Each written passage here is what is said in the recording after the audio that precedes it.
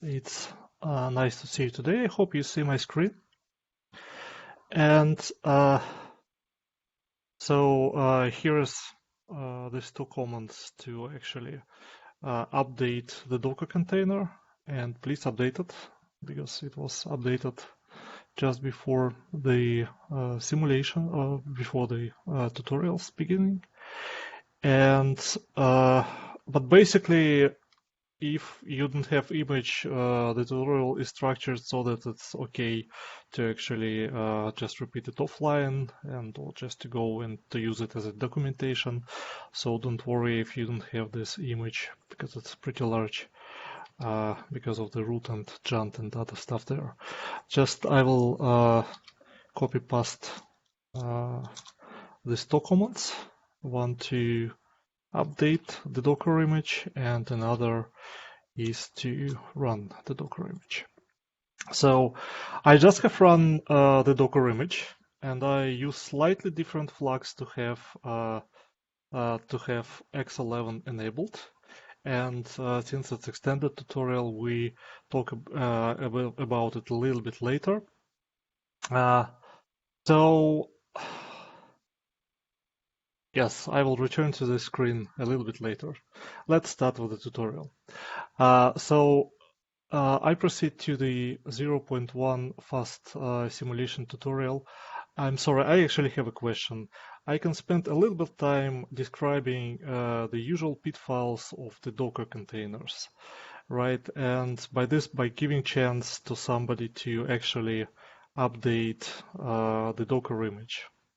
So I think it's because I want to jump in and try to start this tutorial as soon as possible. At the same time, let me actually introduce you to the new name called Escalate and actually a little bit talk about the usual pitfalls of the Docker image because we already kind of collected a lot of responses. So the Escalate framework is a new name which you probably hear for the last month or maybe less. And actually, it's a new name for the software which was here around for some time already. So the structure of Escalate is made so that it's completely modular. And it consists of generators, full simulation is G4E, so it Jana governs as an analysis tool, and it has EIC, SME, GenFit, and other things. So one of the benefits and modularity of this container is that any of this tool can be used separately. So you can run G4E separately, you'll be running eJANA separately, like today we will have EIC SME running completely separately without any other stuff.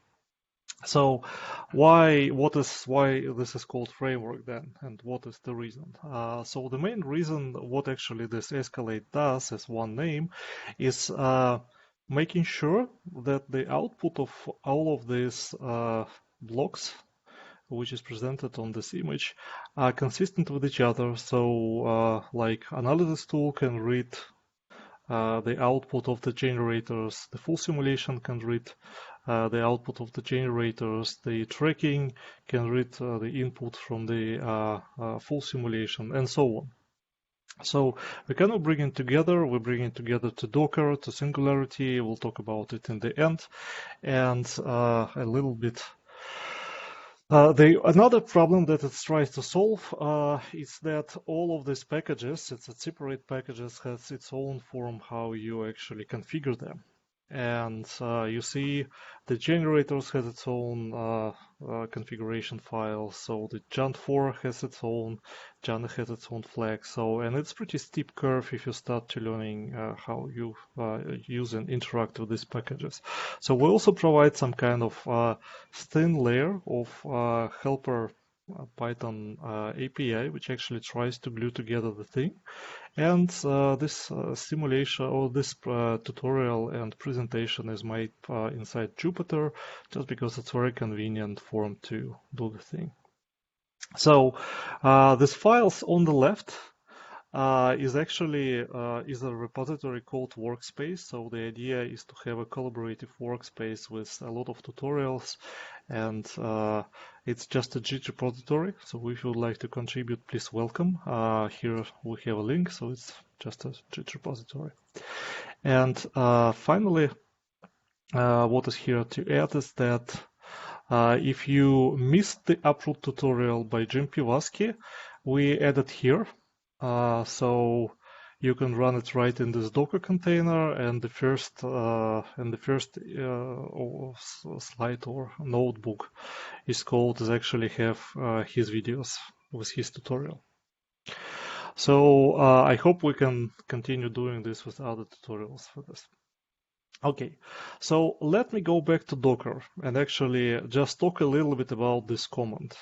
Docker run it --rm flag and other stuff, because we actually said and to users that a rm flag removes the container after the Docker start, but a lot of users complain that, okay, we actually have Docker run without a rm flag and still it's not being saved and whatever. And usually the reason is that Docker has two terms. It's images and containers. And let me go back, and that is kind of usual pitfalls if you try to running Docker and you don't know the specifics of it. So, and that's actually, let me show you this graphical user interface. It's Visual Studio Code. I like this editor, but we are not kind of making this today. So on the left, I have this kind of graphical user interface of the Docker. I have, and basically what is images, and you see that there's two things, there's the containers and there's images. So basically containers is running images. So when you communicate with Docker, you communicate with a container, so a new container created. And each time when you run a Docker run command, a new container is created. Well, probably is not what you want. So right now I run this container called Electron Ion Collider Escalate, and it created container named Inspiring Sanderson. And actually, this container will leave pretty much the same as screen or Tmax or other things like this. So if there's no RM flag, and even I reboot the machine, the container will be there. I can actually reconnect to it, I can restart to it, but it's not true if I kind of every time run this Docker run command. So for example, I have this Docker running, this Jupyter running, and if I click on the right button over here, I can attach a shell, so it's going to be a shell inside the container with bash and everything. So there are a lot of tricks. I don't want to spend time more on it, but I want to say that when you run this Jupyter Lab, there's a file called docker.md, which has a pretty thorough explanation on what's happening, what commands could be, and actually how you can run X11 is your Docker. And also there was a request to add SSH to the Docker, so we added the SSH, so we did it. So if you want to run root browser or something and other options for X11 will not work for you, the SSH -X actually works pretty rock solid. So sorry if I take a little time to explain this Docker, but because a lot of questions was about how to use this thing. Let me go back a little bit and one more time say that you run this command to update or download the image, and you run this command to actually run the image and get. And when you're running the image, it in the end tell you something like it's run on this 127.001.8888, and you actually go with browser here and you should have this thing. So let us proceed with the tutorial. So once again, those links are in Indico page, so you can copy paste it from there, and I also put them to BlueJeans, so it's there. Let's not waste time. So we go to the 0.1 fast simulation tutorial, and We start with 0.1 dive in. Let me double click on it. And I know that many of you already heard our tutorials, which were in February, and later there was a video recorded, so maybe some of you saw this video. So I don't want to repeat too much because we called it extended tutorial and it's going to be extended tutorial. We will this time use generators, generate files. But still, for those who are maybe looking at this tutorial for the first time, and moreover for those who actually see this Jupyter and stuff for the first time. So let me quickly go through this and present it to them. So what you see here, whole the shell is called Jupyter Lab. So it provides files and everything. And the documents inside this Jupyter Lab called Jupyter Notebooks. If you look at this OpenCharm analysis, this analysis actually is done in C++ by Yulia Furletova, and we're using it to actually show some plots without smearing and with smearing. And we, in this tutorial, will actually try to repeat some of these plots. And as you can see, these plots are not interactive. We'll make them interactive during this tutorial. So as you can see, the Jupyter notebook consists of cells. So, and cells may be of different types. So some of them may be text with pictures, with actually LaTeX formulas and stuff like this, and the other is code. So here the code in Python, but actually this Docker image supports two things, Python and C++ root. We'll work with root this time much more than usual. So when I double click on this text, it actually shows me the markup language behind it called Markdown. If you are not familiar with Markdown, it's something pretty similar to what Wiki is using.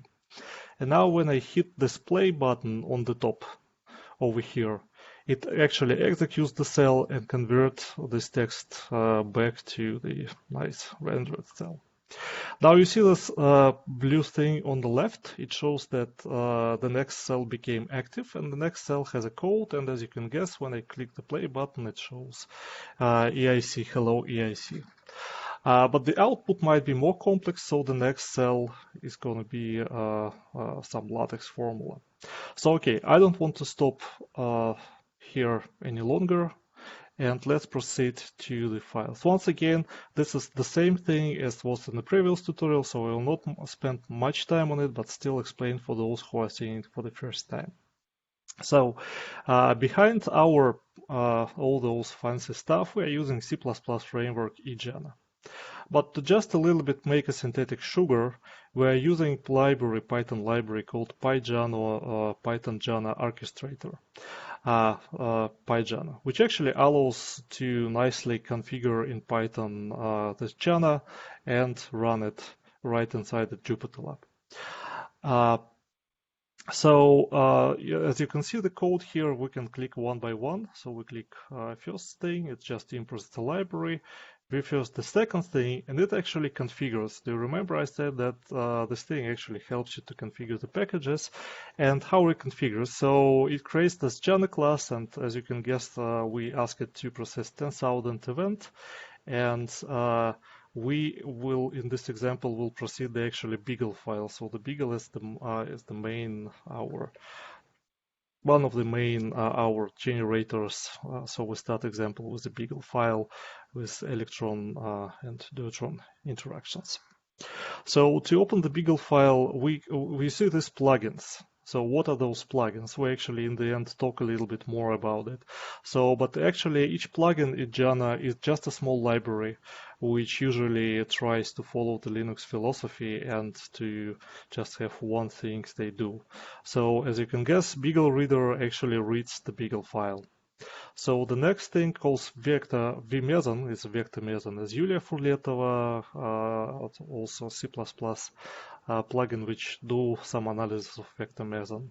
Finally, we add plugin called event writer, and in the end we will have a tree that we can process after it. So we actually hit play and hit run, and it actually starts processing the files. So here we have the explanation, written explanation, and what's happening in this example. So as the result of the running, you can see the log of what happened, and you can see what was the exact command. So we don't hide anything with Python. We'll come back to this very soon. So 10,000 events is processed, and we have the Piggle file root as the output of this thing. We can click on it and we open. This thing is from root 7. Kind of their new visualization library. We are kind of adopters of it. So it's pretty conveniently work in Jupyter Lab. And you see there was vector meson analysis. And we have here the directory in root file with the actual histograms. So the histograms is pretty much everything in root. So I can actually draw it like this, and everything is pretty much interactive. And the other thing, it's a tree. So one of the first thing that actually we had some questions is that you can process any different files, like for example Beagle, Lund, HepMC, I don't know, PIFIA, EIC PIFIA, Lund format, or other stuff, and you will get the same. And if you include this plugin Event Writer, you will get the same output file with the same format. And format is made so that it's easy to process both in root and root tools, and with Python and data science tools. So it's pretty much flattened tree. And actually, if you go to, allow me to return to Jim Pivaski root tutorial, so he actually used this exact tree, which is output of the eJANA, to show all his tutorials example. So, okay, going back to the file, so we have this file, and the next thing what we do, we go to the 3, and actually it just plots the histograms out of this file using the pyroot. So in the first cell out of it, it have JS root off. So if you remember previously, there was some problems. Now, hopefully, at least root team says that it's gone. If I turn on this JS root, it will make all the plots interactive. And also this time I will not click every cell like cell by cell. I actually will click here on the menu on the top and go to the run all cells. And it will create the plots. It basically just take the histograms we created previously and plot them. They are interactive. It's actually root, so you can find everything is pretty familiar. So here is some two-dimensional histogram and stuff like this. So let's go to something new, actually, to something which makes these tutorials extended, and we proceed over here where I usually explain what actually happens and is it okay to actually run things in this browser or how this works. So let me explain it a little bit once again and go in a little bit more details. So definitely we work in the browser, and this means that we should have a notebook server. That's just a quick crash course on how Jupyter notebooks work. So we sit in this browser, and server is running in the Docker container. But what's relevant is that for each notebook, when you run this thing, a special process called kernel, not special, but just a process, is created. So basically, when you run thing, you can just you are just running and you just spawn the process and run it. So it's the same on the farms, it's the same as everywhere. So if you are running C++, it's running on the speed of C++. There's nothing like stopping it from here. And you can see the kernel on the top right. So now we are running in Python 3. But if I click here, it's file new, or I can click just here plus button, there's another kernel is root script, and there are also option to, for example, run terminal. So this terminal runs inside the Docker. It has access to Docker system. For example, I can travel and see what's inside the Docker and manipulate files like this. Or if I work with something that is with Git and GitLab, here is the tick, which is the tool for kind of looking. I say that this is just a repository, so this actually shows the thing of the repository. So all tools are there. So there's the Vim, there's the stuff, and you can install whatever you need for you to work. I can actually do something like this. And it's important for you to know that if you are doing some calculation which taking too long, or something hangs, or not go the way you would like it to go, so you always have an option like kernel to shut down the kernel. I don't have probably running kernel. Okay, here I have running kernels. Also on the left, you have kind of a process explorer somewhere over here. Yeah, and it actually allows you to shut down the processes that are under the Jupyter book. What I'm trying to actually emphasize here is that those Jupyter notebooks are not magic or something. So, for example, one of the things which I can do is with exclamation sign. So I have a terminal on the bottom, and here I have in any notebook I can just using the exclamation sign run any system command, like for example ls here.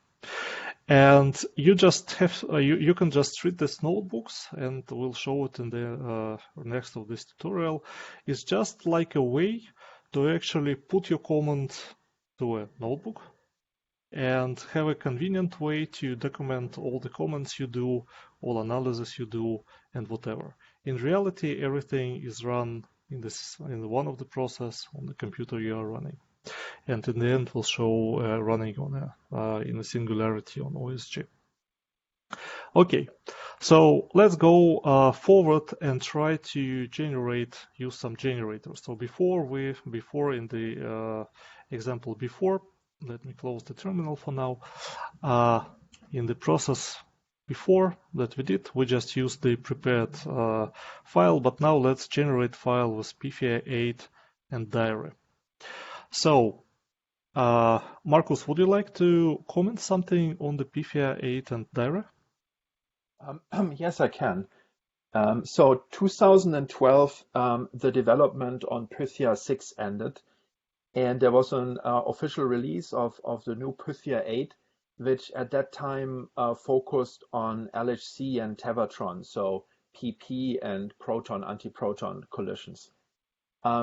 2017, when the Dia Parton shower was around, this then made it also possible to have DIS EP in Pythia 8. Some words on this Dia Parton shower. This is inspired by a Monte Carlo called Ariadne. That was the Monte Carlo which outperformed many other generators in Hera times. And it uses the dipole shower model of Ariadne, but connects it to classical Parton showers. With some work which happened as part of a Jefferson Lab LDRD, it was then using Dia that DIS was added in Pythia 8. The other interesting thing is that Dia also provides you with a QED effect, so it has radiative corrections in for the photon. The way you can turn this off and on is by PDF lepton turning it on. Then you would also have radiative effects in. It's not by default in because the current version of Pythia 8.2 and Dia runs about a factor of 4 or 5 times slower with radiative corrections. But that is something which is being addressed in the version Pythia 8.3. That will have Dia in by default, and the Lund group they currently have their annual Pythia collaboration meeting. They also plan then on more work directly related to EIC. So one of the ongoing developments for Pythia is to have a better matching between diffractive processes and DIS process. And they will also have something in that you can modify your primordial KT at the beginning of the shower, and that will be then relevant for TMD studies at the EIC, and they're talking about other things. Pythia 8.3 will be available in about half a year. This, of course, has an unknown uncertainty with it. And at this moment, we are recommended to use still the stable version 8.2 because a lot of testing still needs to happen for 8.3. So we have installed this version with Python support. So Pythia comes with a Python API. It has LHA PDF6, the latest version in, so you have access to all of the recent PDF sets. And by default, it produces HEP-MC2 as output. That I think would be a few comments on the Pythia 8, which we have here in the container. Yes, okay, thank you very much. And now I show you how you can run the Pythia 8. So here in the cell is actually the configuration for Pythia. So that's basically the card file or whatever configuration file for it has. This first line on the top, which starts and is called in Jupyter Magic, calls write file DIS example. So what will happen when I run the cell, actually I'm running the cell, that it just put all the contents of this of the cell to the file called DIS example. So I can actually open it. It's the same content as I have in Jupyter Notebook. It's just not highlighted as nicely as here. And probably it's more convenient to have everything embedded together. Okay, and then basically that's it. We just call dir with the right option. So the dir would put input and put this dis command. I actually can run it from terminal, but just in case for experiment, I will, so we will write HEP-MC file as output and we will generate 10,000 events, but probably I can switch it to 5,000 events. So, and I just say the play button, and this time there is no box because it's just bare command. It just puts its output to just here to the notebook. And yeah, that's it. So it generated the HEP-MC file, which we actually can process then the same way in eJANA or stuff like this, but we'll not waste time on it. We'll go to the Pythia 6 with Dimitri? Yes. Can I ask a question? This is Xiaoqiu Yes, sure. from Yes. Georgia State. So this is great for code development. If I want to run a large number of events, my understanding is the Jupyter Lab is single-threaded. If I want to run, let's say, 1 million or multiple million processes for Pythia 8, is this still sufficient running this container? No, so yes, absolutely yes. So in the end, I hope Walter actually showed this, and that's completely not true that Jupyter Lab is a single-threaded. So actually, let me go back a little bit and answering your questions. I think it's going to be very good just to show for others that it's a great confusion and it's not true. Because, okay, we came back to the first example where we run Jana for the first time. So we process 10,000 events and stuff like this. So if I click on run command, I see the exact command that I can copy paste to the terminal, or I can just put it over here, add exclamation sign, and actually just remove the spaces and I run it. Now I don't have the nice box, but I see the output, and first output that Jana does, it shows how many CPUs I have and actually what CPUs it uses to run the thing. So the Jana is actually a pretty good, that's one of the features of Jana. It's pretty kind of good at parallelizing stuff, and it's used a lot in Jefferson Lab. So we are using Jana 2, which is used now also in several projects in Jefferson Lab. It's complete rewrite, but rewrite with the same developers, so they kind of took everything good and tried to avoid everything bad. That was before this.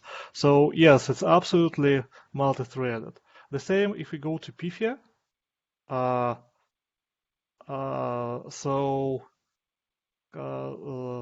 There's the flags. I don't remember where it is. Yes, and threads. We can just try running it. We'll see what will happen. For example, 10 threads. I have no idea if it failed. It's not my fault, but it absolutely will run in whatever threads is needed. So this image of this Docker is actually transferred to Singularity, and this Singularity can run on OSG, and it's available in both Jefferson Lab and in BNL. Now, and certainly, once again, a third time or fourth time, we will advertise the Docker presentation or a voter presentation of the Singularity container in the end. I hope this answered your question. So you can just treat this Jupyter Lab like your terminal. So it's the same one-threaded as your terminal. So it's absolutely no difference if I run this Jana from the cell like this, or I can actually copy paste it in the terminal. Let me open the terminal, and that is just command which runs in terminal. Something went wrong. Okay, I'm not in the right directory, so it cannot open the file. So basically, yes. Okay, I'll stop it. I hope this answers your question. Is it? Yes, thank you. Yep. Okay, and moreover, we just show more example right after the PFIA 6 with radiative correction. So here is the PFIA, EIC PFIA as it called, or PFIA rig. I probably will give also a chance to comment by Kolya.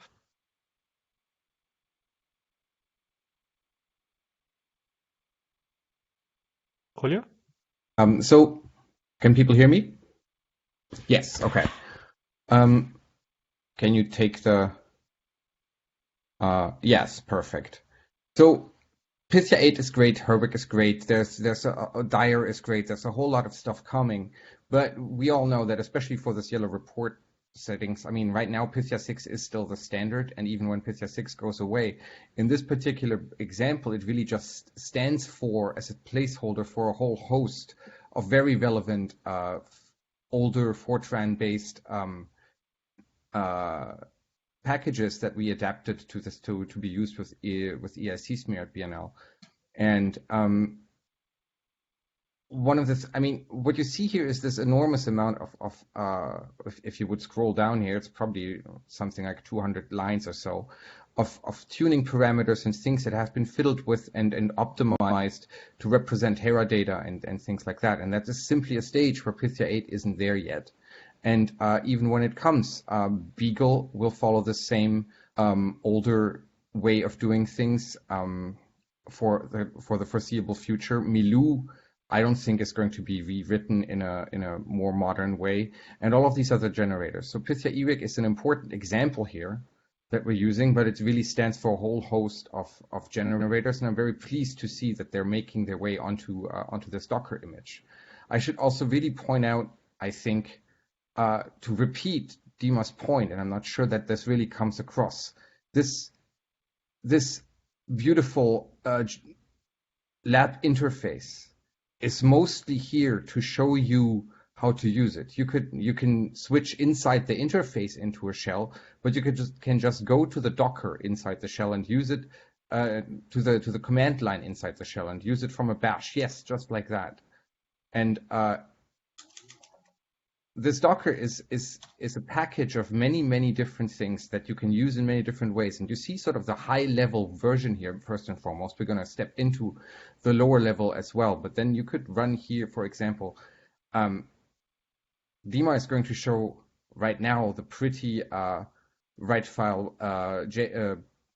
lab magic, but you don't need to use that. You can run it the same way as is pointed out on the README files, just on a command line, and use it that way. And there's not only this Docker, there's a variety of Singularity containers, for example, where you can use all of this without this interface, but also, if you like, without the Jana interface in many ways. I like where Jana is going, but you can go as simple and as implicit as you like. So that's my bit. Let's, I think, continue with Dima for a minute.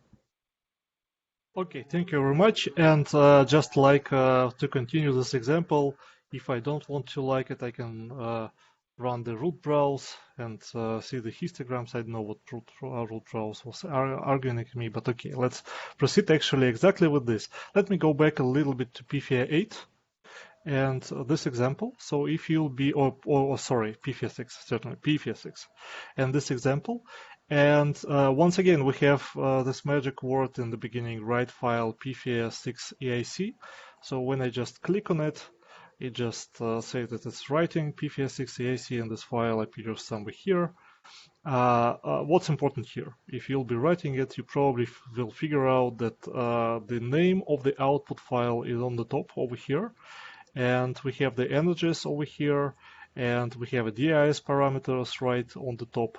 So it's pretty convenient just to change it and run it and stuff like this. So, okay, if I second time, please press hit, it say that it's overwriting this file. So you can overwrite it as many. Edit it here, just run play, it overwrites. And then this is how you run PFIA 6. It's called ERIC, PFIA ERIC. It's history, I think, of a lot of years of working on it. So one thing that you actually give this file like this. So it's a little bit unusual right now nowadays. But just for you, if you'll be running it, especially from terminal, for me it was like several times I asked Kolya, I'm running PFIA 6, I'm giving it a file, it just does nothing. It just hangs, and he said, use this. Okay, let's actually run it. Yeah, welcome to the old school way of doing things. Essentially, you could type PFIA ERIC and then type out by hand the 200 things. And all this less sign does is really just an input redirect. It feeds it a text file with options.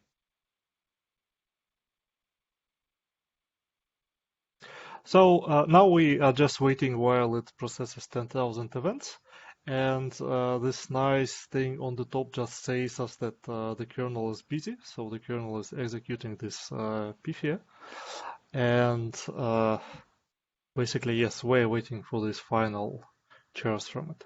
So it generated the file over here with long name. I probably will not even try to pronounce it. It has the format of it's called PFIA 8, PFIA EIC or PFIA 6 EIC. So it's long format, and both EIC smear and Jana in general can read this format.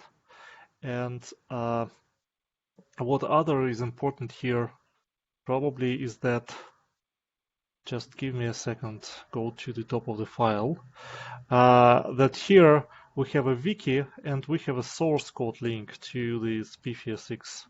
So this wiki is informative, but what's important in the source code, you have a lot of steering files which you can actually try to running it with.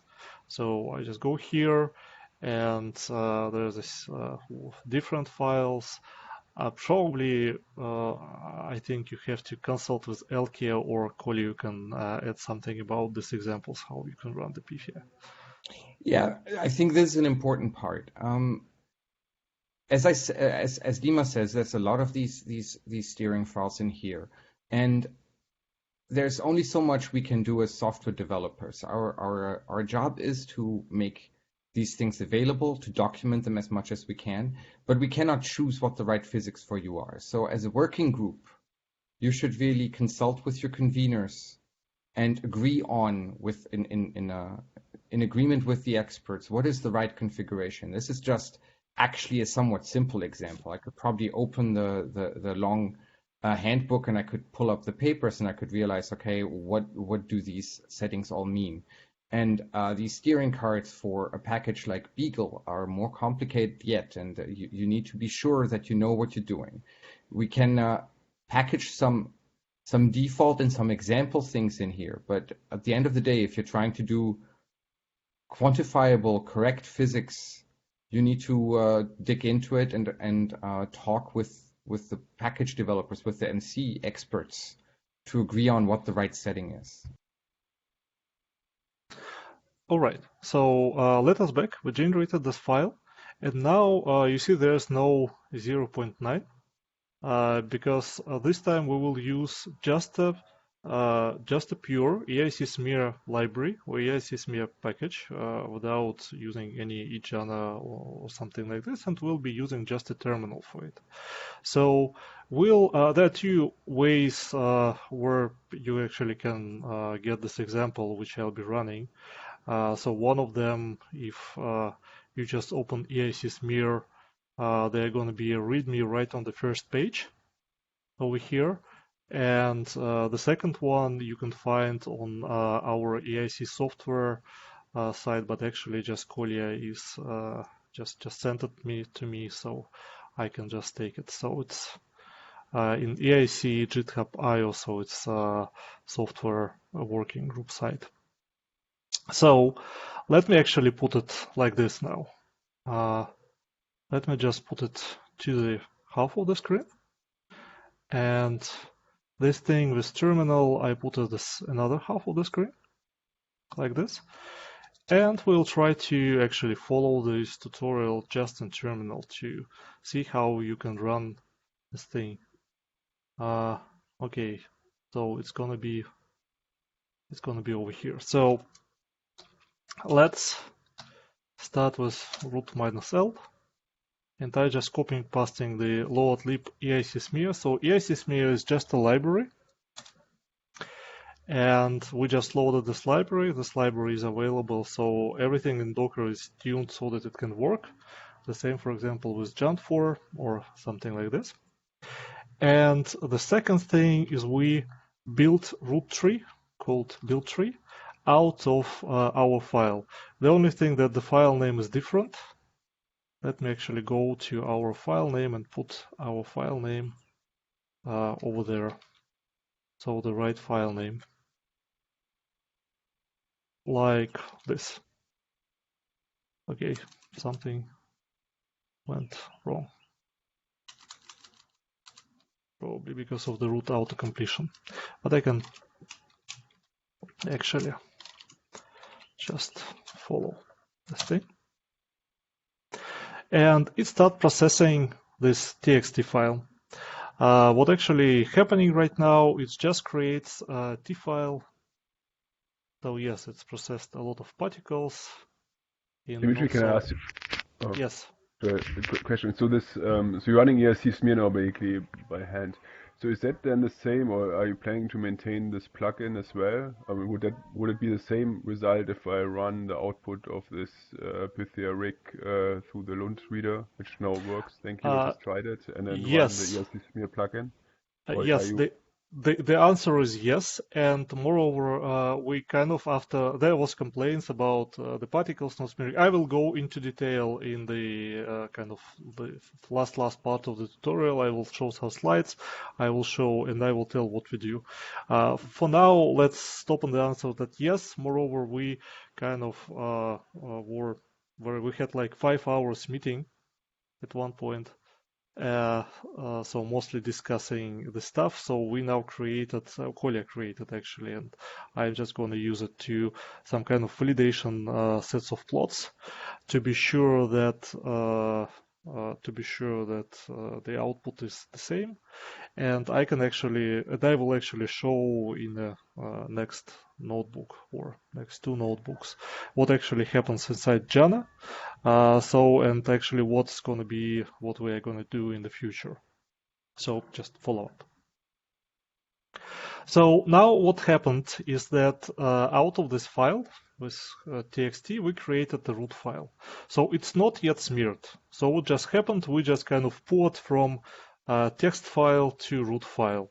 So in the format called EIC3, which is probably, so you can also open the file, look at some things over here. Yeah, probably like this is better. But let me actually go back and do actual smearing. So to smear it, we use this file, and I also showed how these files are done in eJana and stuff. Files with the detector. So the files look like this. Let me actually a little bit close. So it's a C++ file with the definition of the detector. So Kolya put some comments here, but actually what you do, you put acceptance zones and you put devices, and you actually put formulas, what devices smear by what formulas. That's how this happens on EIC smear. So Kolya actually created two devices special for kind of this. This was one of the reasons, because we wanted to have kind of semi-ready or ready. So smear handbook and another such device is perfect detector. Kolya would like to comment on them? Couple things. So the perfect detector is very nice to look at, but I also should point out here that that one I built off of with Barak Schmuckler's help.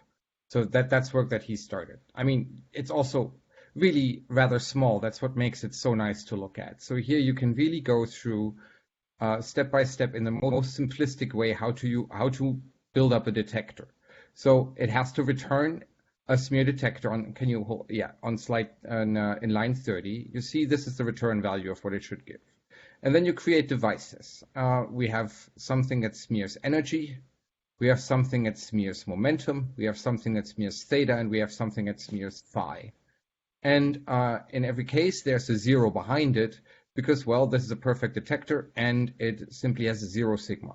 So the text back there on the right simply specifies the sigma as a function of a variety of variables that you can put in it. We can go to the more realistic one in a second, but this keeps it nice. So then you define for every device an acceptance. In this case, we want to accept everything for everything. So we just set up this very simple acceptance zone that goes from -15 to 15. You accept, you add the zone to the acceptance. We will go that in there next.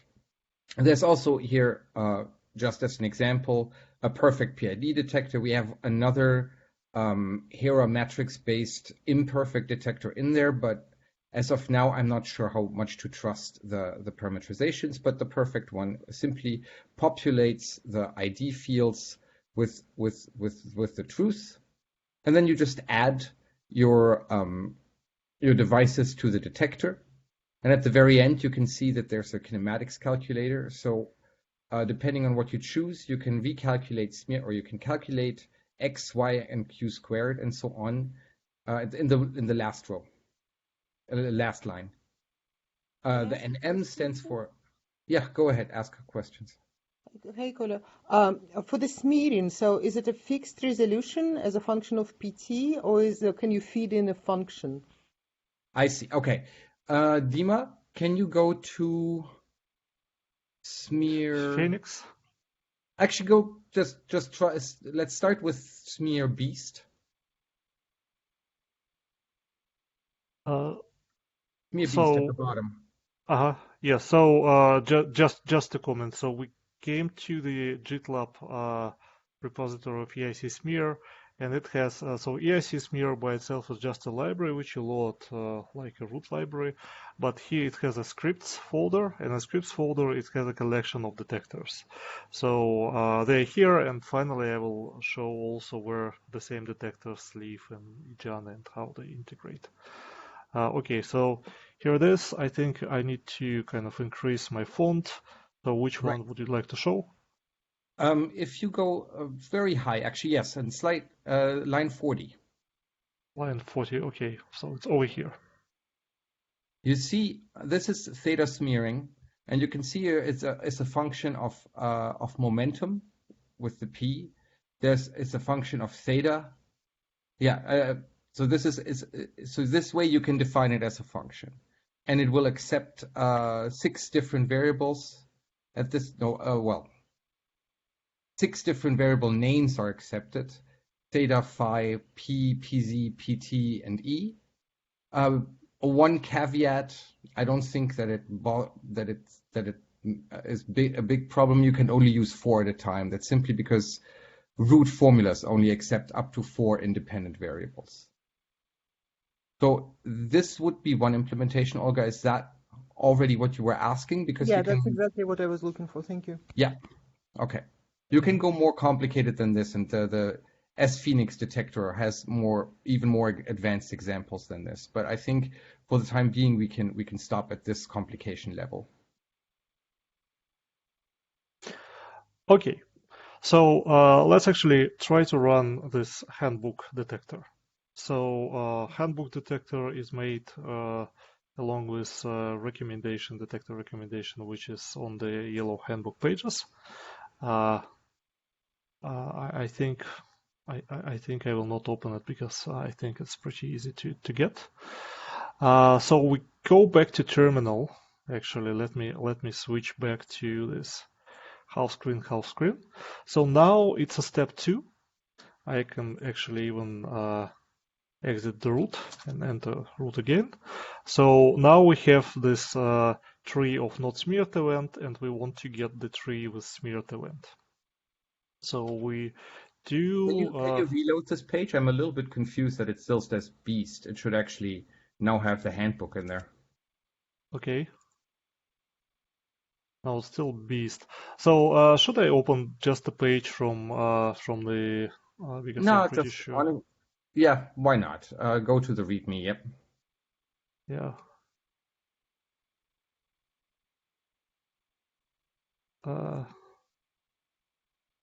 Just too That's the many. wiki. That's the steer files. Yes, that's the wiki. Just let me quickly. There on the EIC right, you smear. have it. Yeah. No, you had it on the right. Oh, okay. Good. It's just replaced this thing.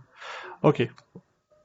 So we have a terminal on the left, and we have the kind of main page of the EIC smear on the right. So here is the example of how you can run things, and that is we just passed this thing, which is generate tree, and then that is the second part, how we smear the tree. So we actually once again load the lib EIC smear because EIC smear is just a library, and then we do this load smear handbook. I should point out at this point in time that we practiced this a little bit earlier. And the step that it says here in the comment, assuming you copied these here. So he can load this like this because he made a local copy of the handbook detector. And this is what you would do if you would write your own thing. So you can, after installation, you can simply just write or modify, add these scripts as you want, and you just load them from wherever you are and then can just use them. So you don't need to recompile every time you add a detector or play with a detector. Yeah, so just a quick reminder that what actually happens in this file, we create this build handbook detector function, and here we will actually call just this function in the smear tree. So we'll build a detector, and I'm already feeling problem from root completion, auto completion, because we have a different file name. Let me just copy paste it from here. By the way, it have copy path, but okay, I will not try it. Root. So then the output is smeared.root. And then -1, I think it's the number of events telling that do all the tree, right? Correct. Okay, let's run it. And it starts running. Kolya wanted to comment something on these warnings. I mean, the warnings essentially, there's a lot of warnings that can be spit out, especially something like negative x's, negative y's are a bit of a problem. In this case, what we're seeing here is that x or y, that's a bit difficult to catch, or I could catch it, but one of them is greater than 1, which first and foremost can happen in EA collisions anyway, but in EP collisions also can happen if you just have smeared values. So in general, you would probably want to turn at some point these warnings off, and it's set. If you just want to, Dima, if you want to copy and paste this ERIC schematics boundary warnings equal false. Where should I paste? Just in the root line. Just paste it right in there. And you see the warning and says to disable this warning set. Okay. I see. I figure out what you're talking about. Yeah. And then run it again. Yeah. I think you would forget to copy these. Okay. Mm-hmm. Yep. And then these warnings are suppressed. The reason why I'm leaving these in here, and maybe we should talk about this for a little bit. Dima, can you actually go to the source of the handbook detector? Yes. Just give me a... So I designed. I write a lot in this file. If you want to go start from the top, maybe. Yes. Let me actually make it more readable. Yeah. Higher? Yep. No, this is good.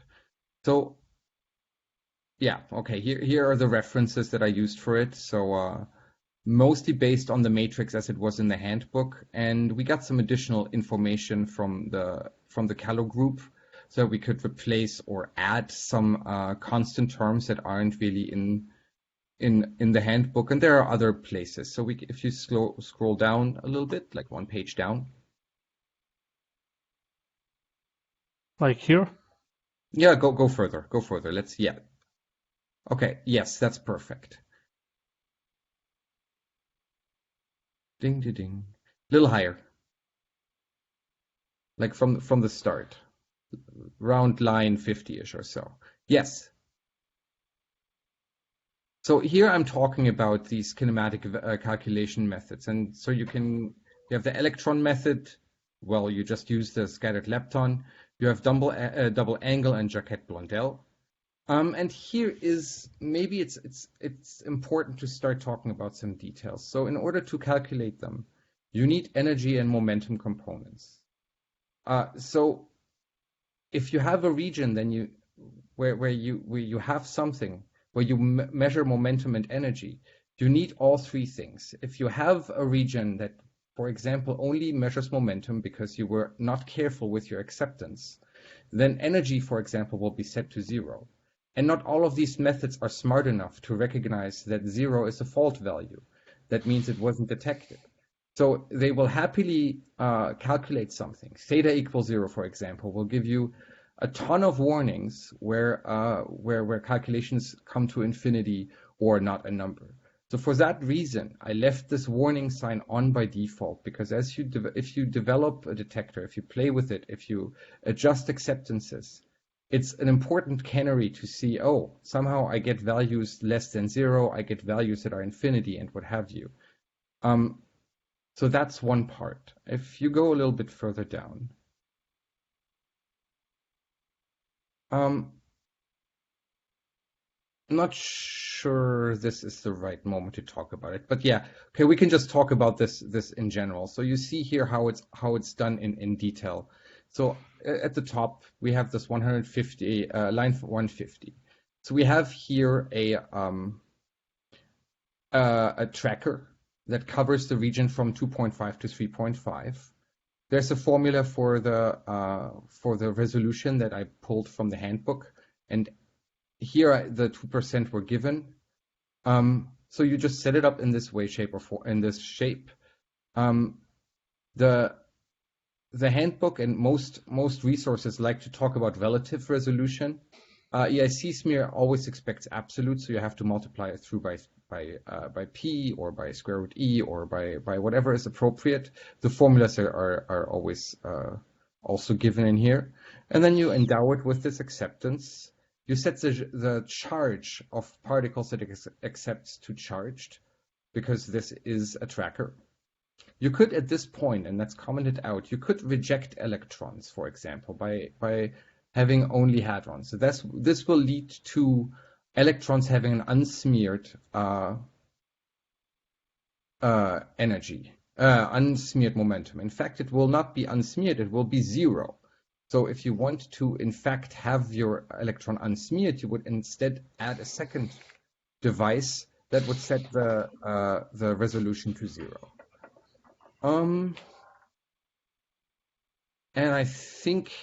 I hope that you take the time to go through this handbook, detector.cxx, if you want to play with it, because I hope that I've made things very clear, but there are a few pitfalls in here that you need to pay attention to. So maybe at this point, let's just return to your example, Dima. Yes, let's actually do some more fun and build some plots out of it.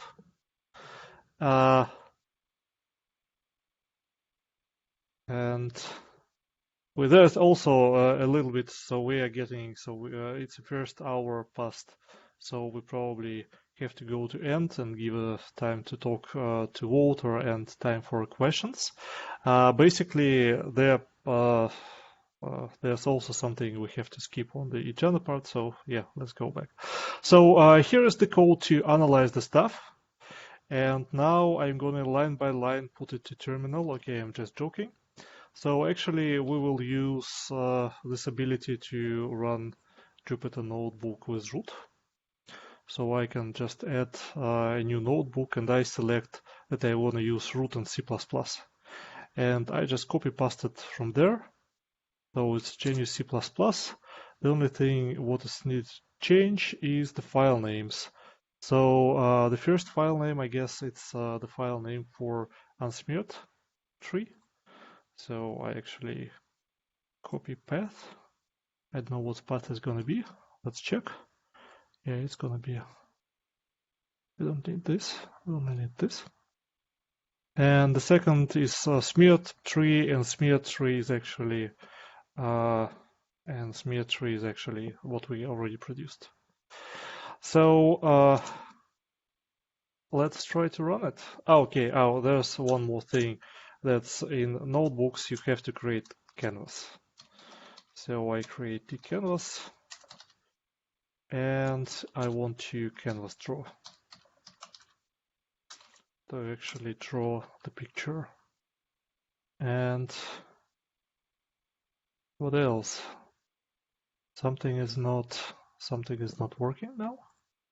It just worked before conference. Let me try to figure out. It's not a class namespace. Can you do it in the shell? It looks like you're just. Yes, I mean. It looks like it's missing an include. Yes, or something. Let's try to debug it in the shell. So let me actually put the shell here. And okay, let me actually try start with new root. And I just get with T file.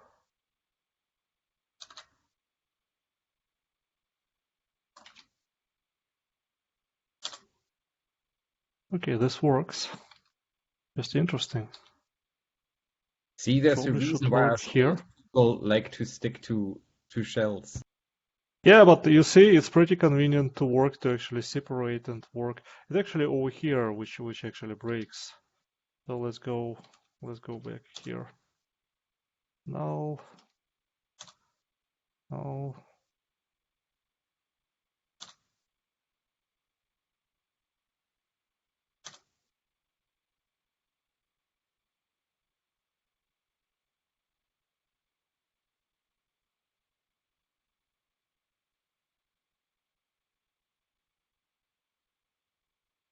let me, just in case. Because we had because it's getting a little bit slow and boring, and we just had a rehearsal with Kolya before the tutorial, and as you can guess, everything worked pretty well. So, okay, excellent, it works now. So what changed? I don't know. And it just complains that there's no canvas.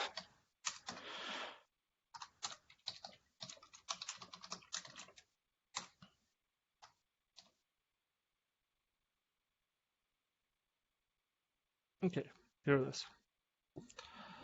So let me actually remove the terminal, and we are getting some plot.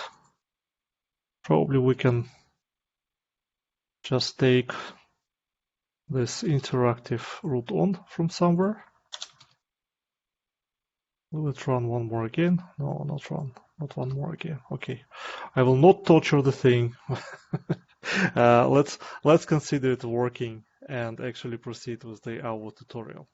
So, but still, what just happened? We did it the way how EIC smear is supposed to do this. So you have a text file from PFIA, then you generate genu file, and then you generate smeared file, and then there's a possibility to compare and actually run the examples. So let me go back to approximately the same example, but for eJANA, and talk a little bit how Before you do eJANA. that, Yes. Can I ask you one question? Yeah, sure. Or one favor? If you go into the shell again, Yeah, sure. can Here you it is. execute the QA plots for me? Okay, how do I do this? Go to the test directory or in your build directory. Okay. No, in the shell. Okay then. So just a small thing. Wherever the binaries are that you use for EIC. Yes. So we use the so-called EGPM package manager, and if you need any information about where the packets are installed, you can just do EGPM and it just runs and shows where everything. So we go to EIC smear. Where is the EIC smear? Do we have EIC smear installed? Yep. Container app EIC Yes. smear 104. Yes, over here. So we can just go there, and where lib includes. Oh, where are the bins?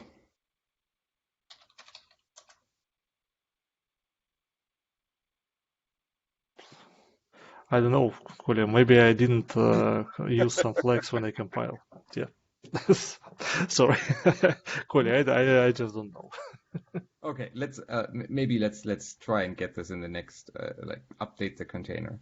So my main point is if you go back just to the README, the EIC smear README. Yeah.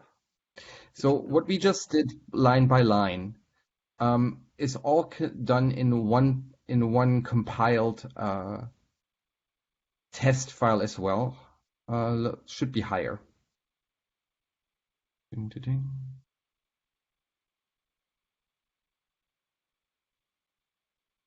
Yes, the canonic example. So yeah, you need to include this thing. Okay, QA plots. It serves two purposes. First and foremost, it makes some QA plots and some that should be really comparable to the design study, in a sense. But more importantly, I also wrote it in such a way, I hope, that it is readable. So if you could maybe open the source of this one. QA plots, okay. Yep. Let me actually make it large. It's in tests, right? Yep. I remember.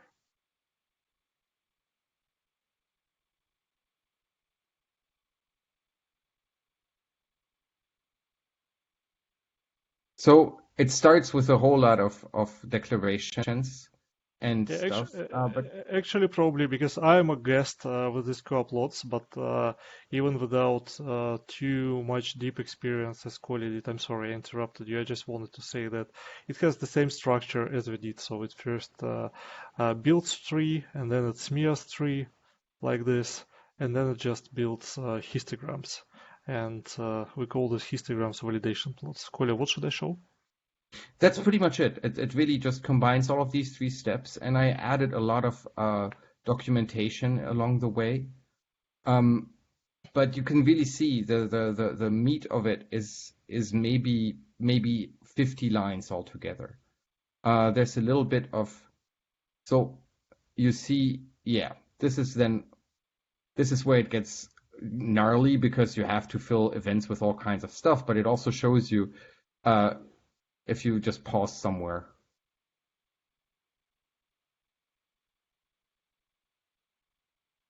Like on say line 208.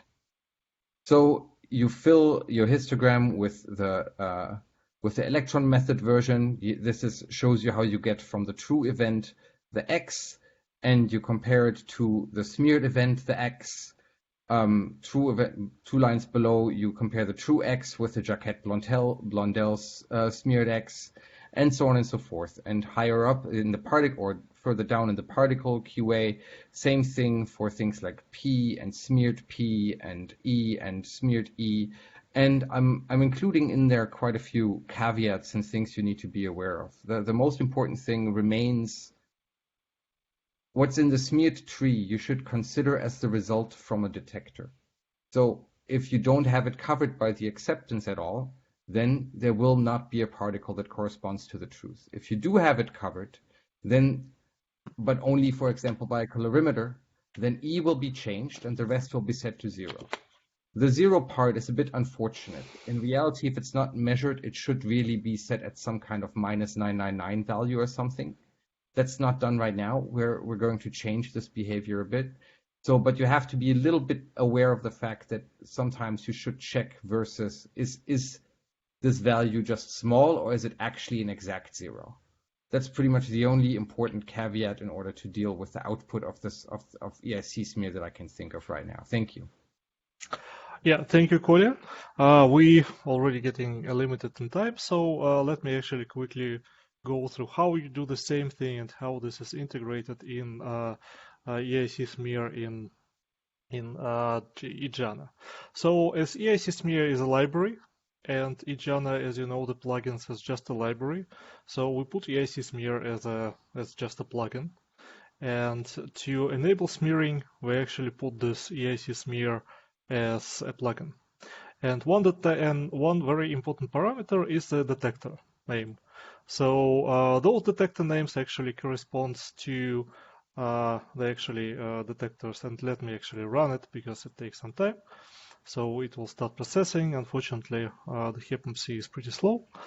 Okay, it's 1000. I wanted 10,000. Yeah, let me reconfigure it and run. So what's important here is that this detector might be one of these next thing, and how they actually work. If you look at EIC smear, okay, I have already too many windows. Sorry about this. So if we go back to EIC smear, do you remember okay, it's probably even easier to look here. So now I by chance have EIC smear open in my development studio, and if you remember, there was this scripts directory where you have all the detectors. And if you look at eJANA and you look at the smear plugin, you by chance see a couple of files which actually embed this EIC smear library, and the same files with the same detectors. So the same ePhoenix, the same where the handbook detector over here. We just put it there. I probably Kolya edited like 14 hours ago, so something like this. And so how it's running absolutely the same, but just instead of going through this create of not smear tree, create of smear tree, it just uses. Let me go back. It just uses this, for example, HepMC reader or Lund reader or Beagle reader, and then it just uses this detector smear function the same way as it's used in the EIC smear.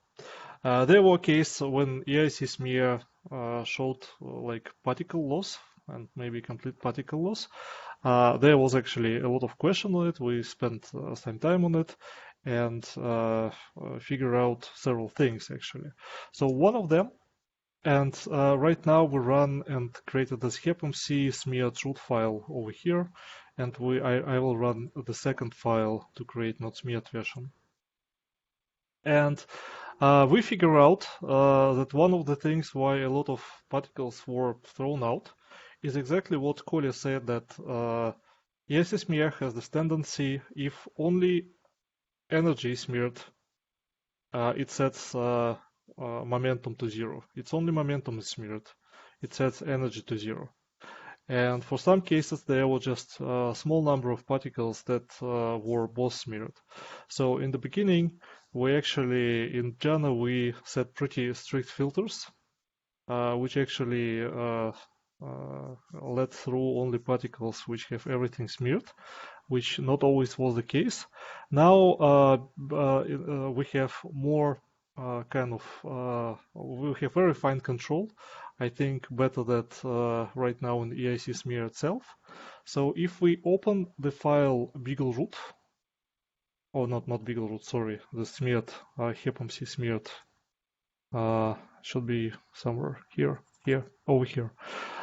And okay, sorry, I didn't add to the file creation of tree. So let me actually just add that I want to create the output tree. So you can download tree.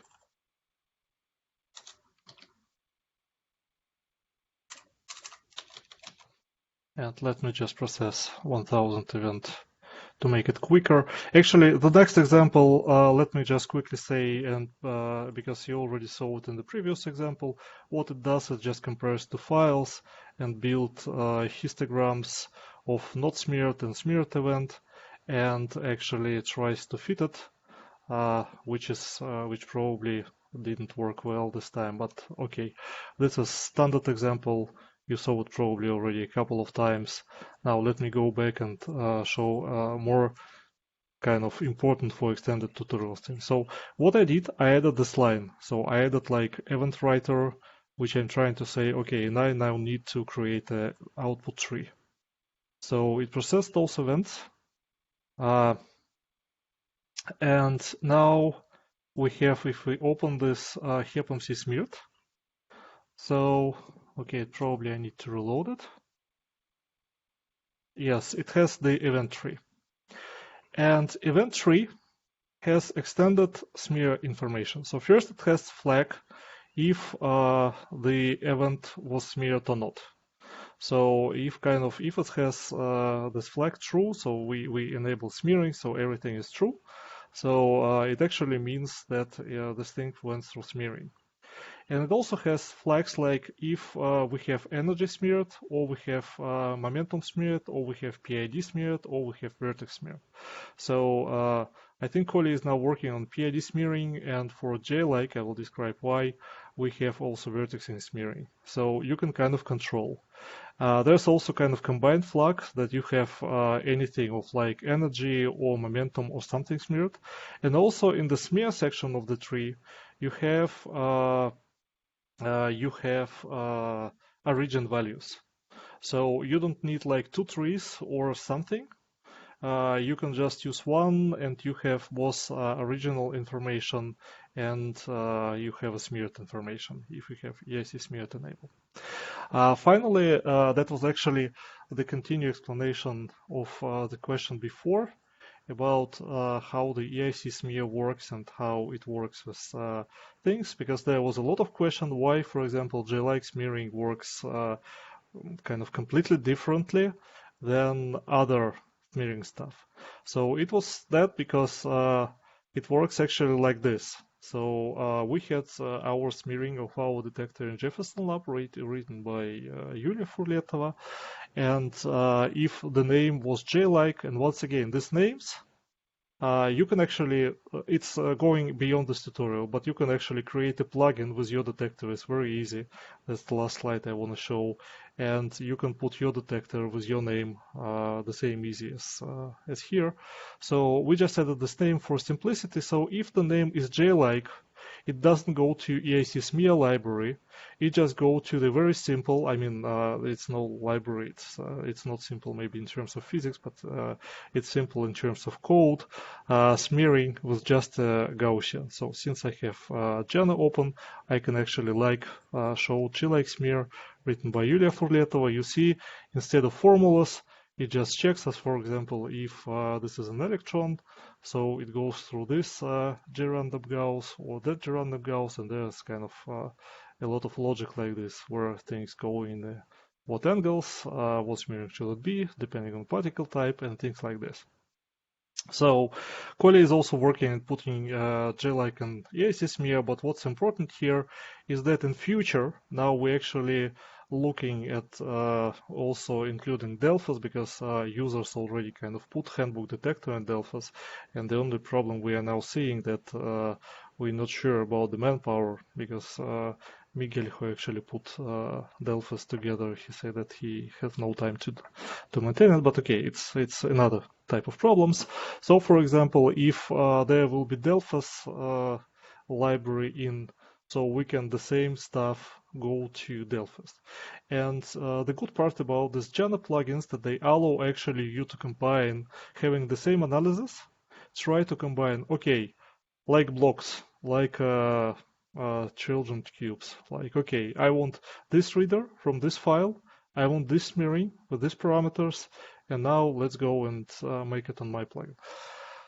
Final thing that I want to show in this 1126, and I want to actually really want to give a word to finally to Walter and to show how it's run in Singularity, is on Jana plugins, because I'm showing this like magician and rabbit, like there's a plugin, there's another plugin, but how you actually write a plugin.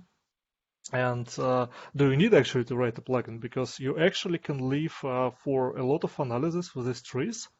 And the same way, there's a second folder called full simulation tutorial, which shows how you can run the same files and get, for example, hits and do acceptance analysis, which is now required for yellow pages. But the answer is probably sometimes when the logic become more complex, and if you spend some time learning, and learning is not so hard, how you do eJana plugins, it's really easy to do. Now, especially because there is a plugin generators, and the plugins live completely independently of this Docker and this image. So actually, there is a small function which allows you to generate a plugin. I just generated my mini plugin, depending on this parameter. And how you actually use it, you just add this link that you are using a plugin from source.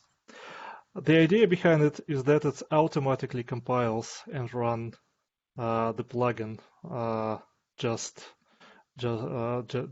on fly. So this mini plugin, mini says that it's just mini means that it's just one file. And if you look in the structure of this file, you figure out that it's a pretty common, pretty nice thing, which you have an init, you have a process. This function is actually called every event, and you have finish. So pretty kind of small chunk when you put the logic of the analysis.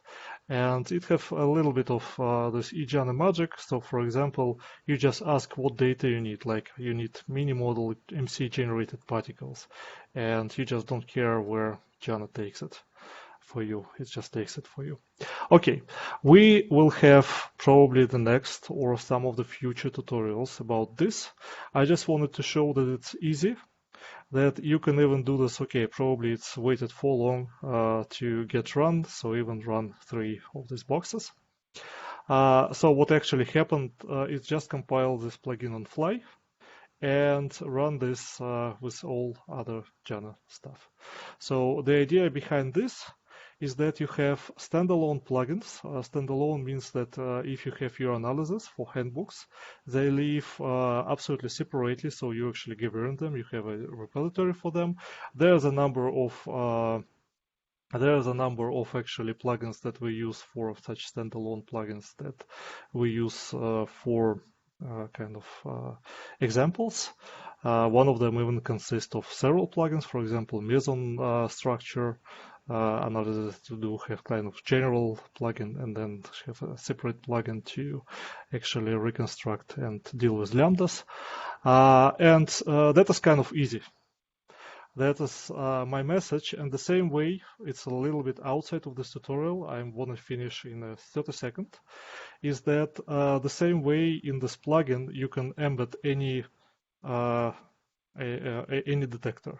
So instead of just going with running this root scripts, you can quickly generate this plugin, but instead of the C++ code, they're going to be C++ of EIC smear. And when you run it, it just uses this your detector and your parameters. It compiles on fly, and it just uses these parameters. So by this, I'm probably we're finishing with this Jupyter tutorial and stuff, and I'm giving word to Kolya. Oh, sorry, to Walter, because he will continue. Let me maybe also say a quick Yep. word to So my goal for this tutorial was to show you that there's a whole bunch of ways to do fast simulations. There's this beautiful Jana framework, and you can write your plugins and make high-level things and have a whole host of sources funneled into the framework.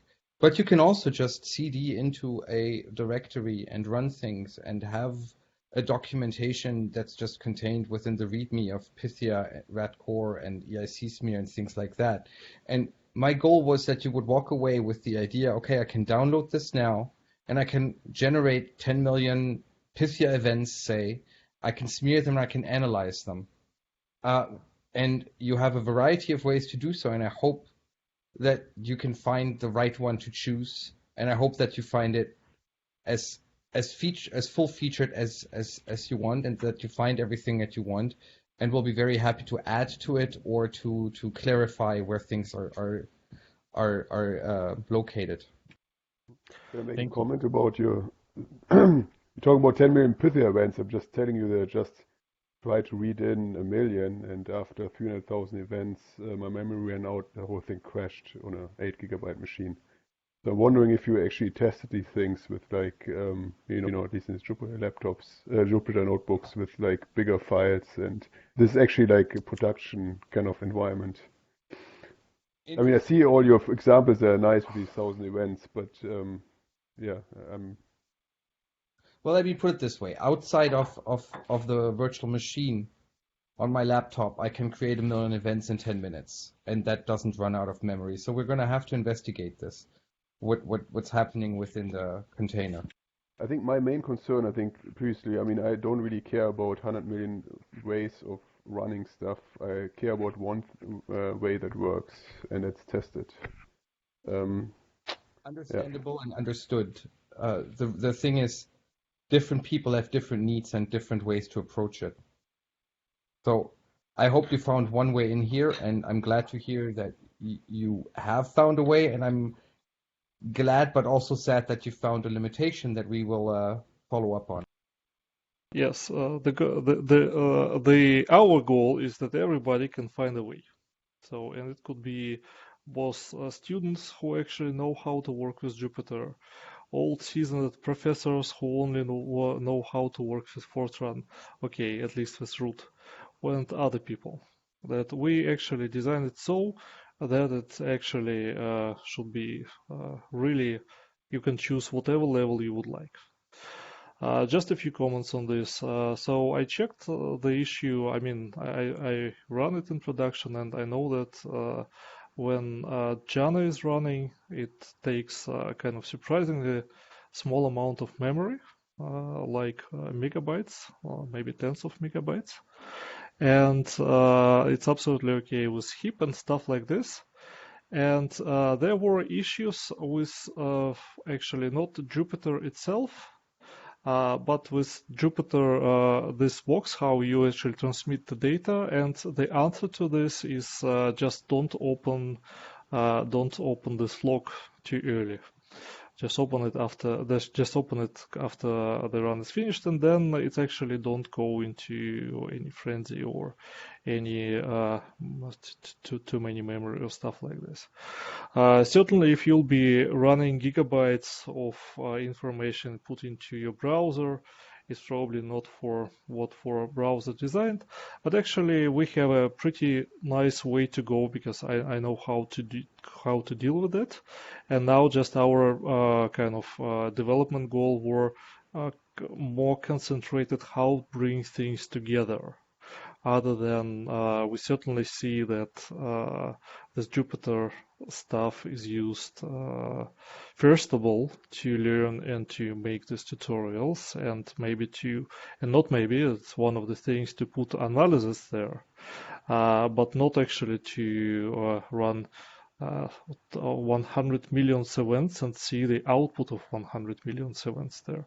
Still, for example, if you work with these root files, they work surprisingly fast because they partial loading, and the problem actually, once again, we know the problem, one of the limitations of it, and the limitations is this full log box, because it's using coloring, it's using full things, it's not kind of designed to have gigabytes of text in it. And we know how to solve it. It's not there, but it's kind of not a problem. So if you are arguing that it's it's imminent stuff, we can do this. Just put a little buffering in there. But let me actually thank Kolya for these nice words. I hope once again that we showed that on any level, if you would like, once again, how I work. For example, with Docker, there are a lot of ways how you'd work with Docker.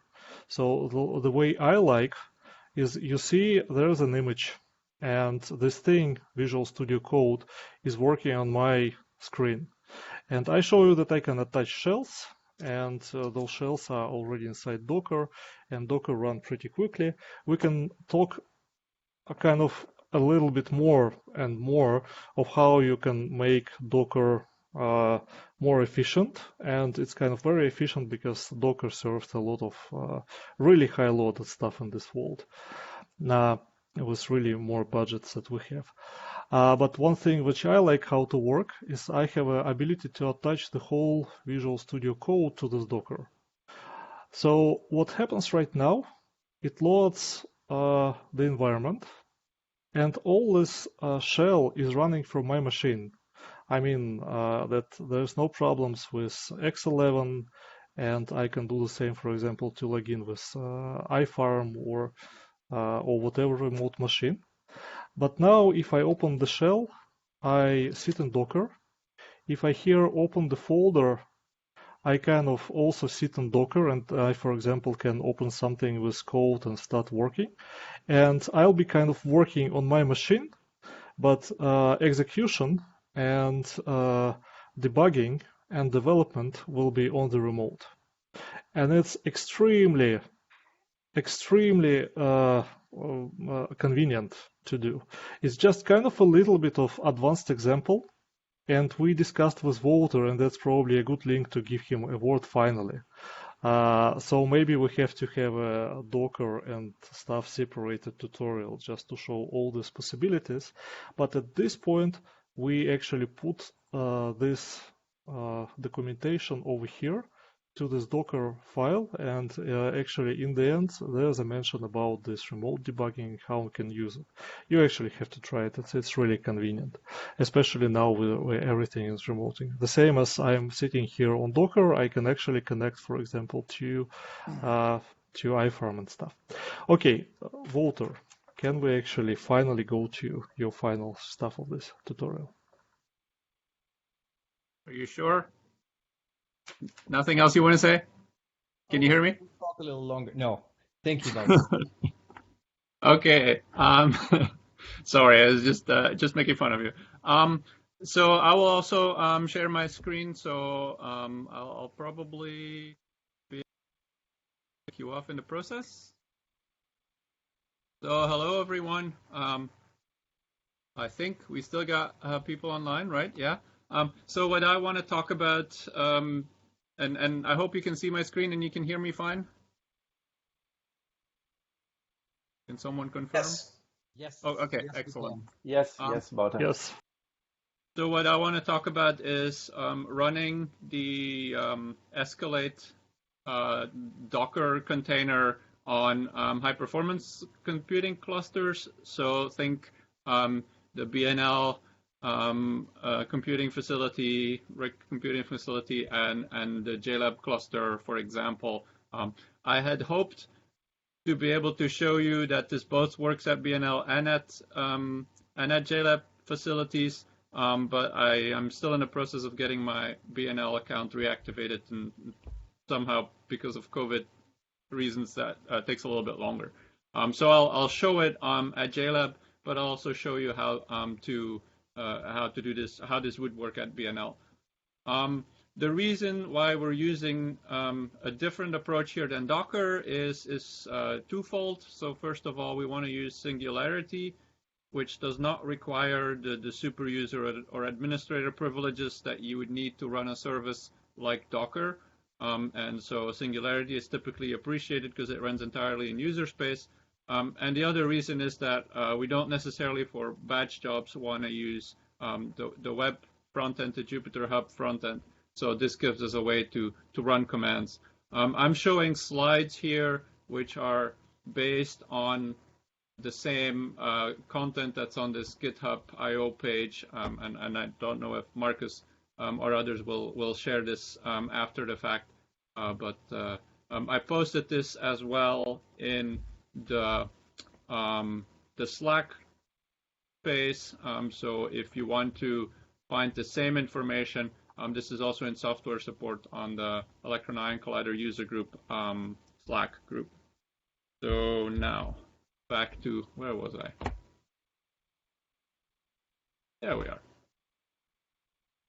So how do you get this working on a local system? Well, the first thing we'll want to do is build a Singularity container, a local Singularity container from the Docker container. And this is really easy.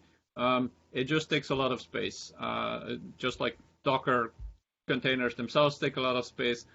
We need to go to a system or to a directory where we have that space. So in this case, I'll use on the JLab computing system, I'll use a directory under the volatile file system. I'm sure there's something equivalent at BNL where large amounts of data can be stored. And so in this case, I will go to volatile EIC, my username, Singularity, where I have that space, okay? I'll make sure that Singularity is actually available as a command. At Jefferson Lab, that's a module load command. I've already done that here. And so with Singularity -- version, I can see I'm running Singularity 3.5, which is a fairly recent version. You can run all of this either at JLab or you can follow along on your own computer if you've got Singularity installed. The next thing I'll do, this is important just a quick chime in. Singularity just straight up runs on RCF. You don't even need to load it. It exists. Okay, and do you know which version it is? Give me 1 sec.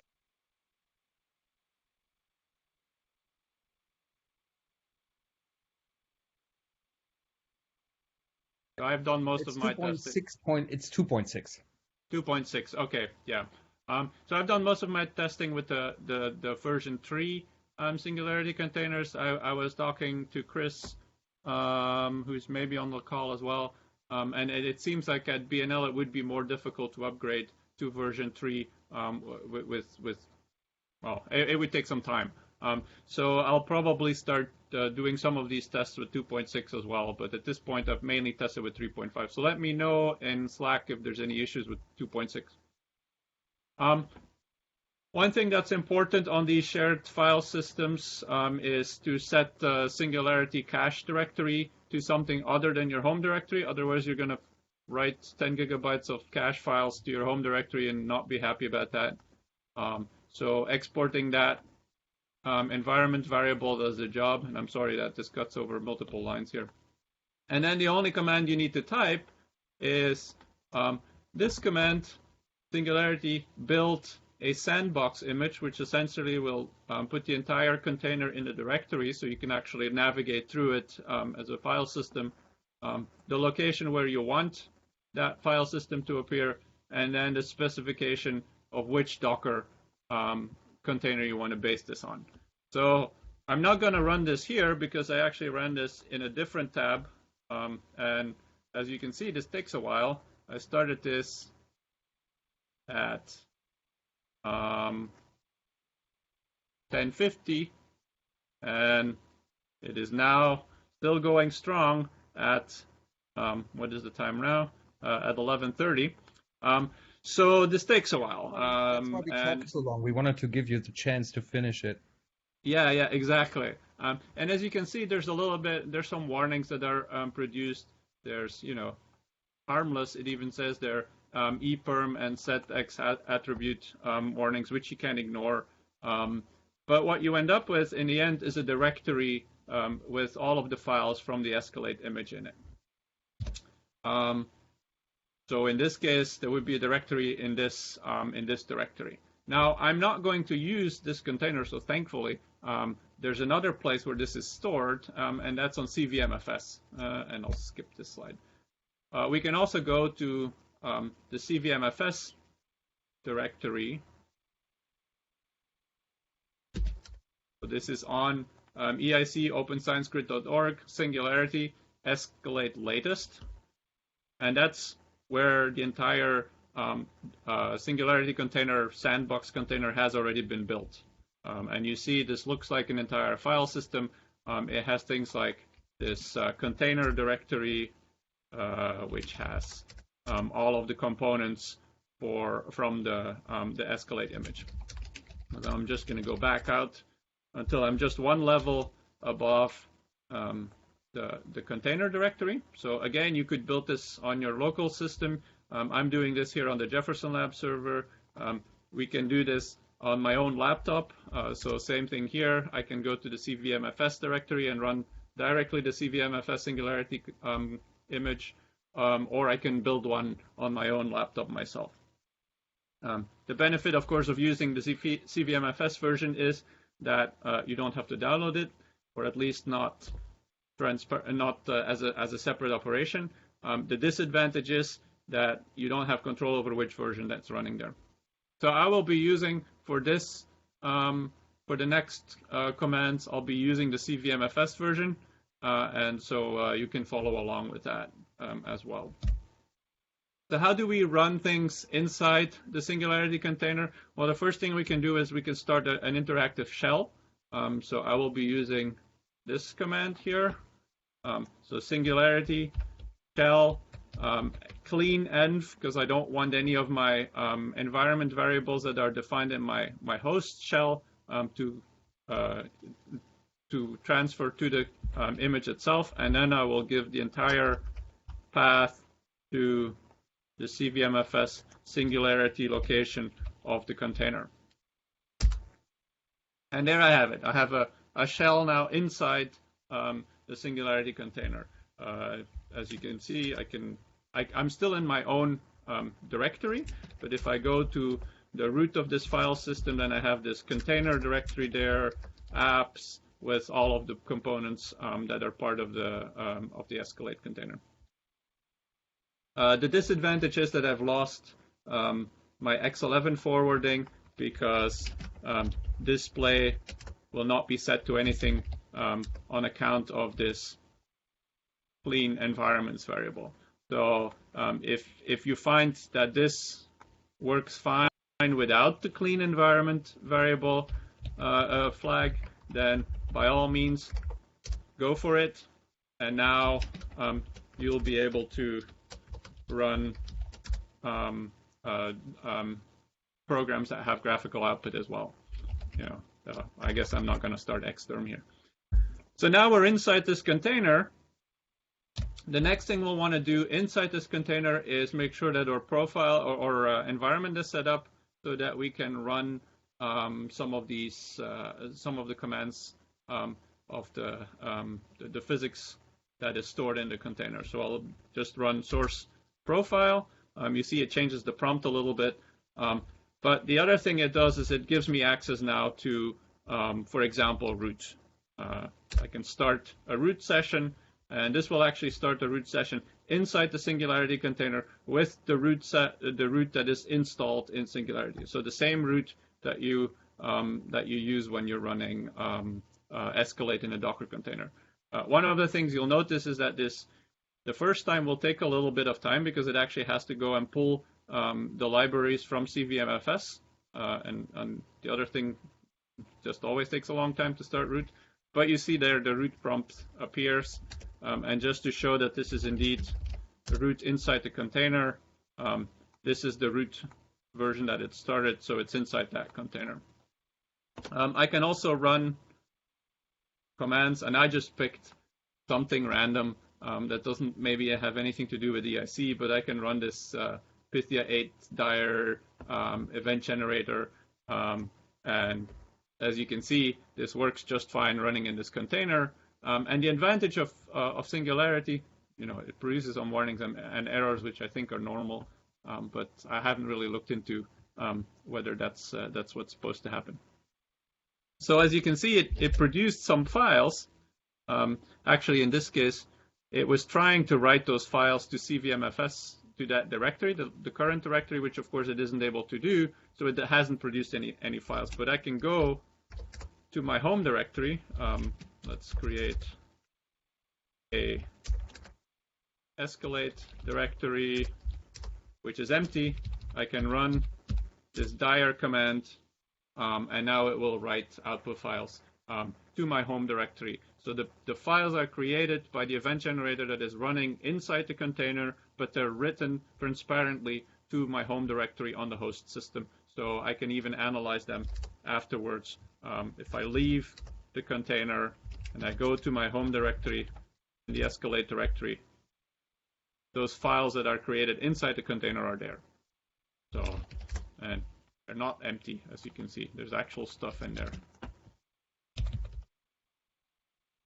It may be 0, so maybe it didn't do the right thing, but at least it did something. Okay, so that's one way of running the Singularity containers, opening a shell inside the Singularity container and running commands one by one. That still doesn't lend itself well to jobs on batch computing systems. So let's approach this differently, and let's create a shell script, script.sh, which will fill with that same dir command. And I'll make sure that I'm in my home directory, Escalate. That's the current directory. Let me remove those dat files. So this is empty. I can now run the same CVMFS EIC, open sciencegrid.org, Singularity, Escalate, latest, and run this script directly inside the container. It complains a little bit, but we can ignore that for now. But then it will run the same dir command, and oops, if I make sure it's, of course, executable, then it will run that same dir command, and it will produce output in my local home directory there. So that's another way of running this. There's some things you can do to prevent that warning that it gave about teeny. Teeny is really the opposite of init.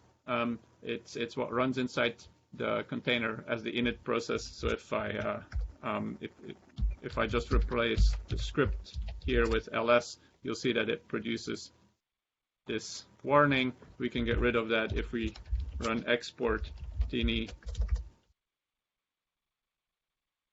sub reaper is, and we set this to an empty variable, then now we don't get that warning anymore. So that's one way to avoid that if you are bothered by that. So if we're running this script or ls directly, why not run dir directly from the command line? We can do that as well. Remove those data files and run dir again here. So this unfortunately doesn't work with the CVMFS version yet. So that's something we've been looking into, because essentially what happens is it doesn't pass the arguments. So if you were to do this with a container that you've built yourself with a version 3 of Singularity, then this would work without any problem. But with this version that's built on CVMFS with the BNL version of Singularity, that's 2.6. Unfortunately, that doesn't get passed on. So, but this would work otherwise as well. So that allows us to simplify things a little bit by, for example, putting this entire first line in an environment variable like this. Call this ESC, and then we can just run ESC ls.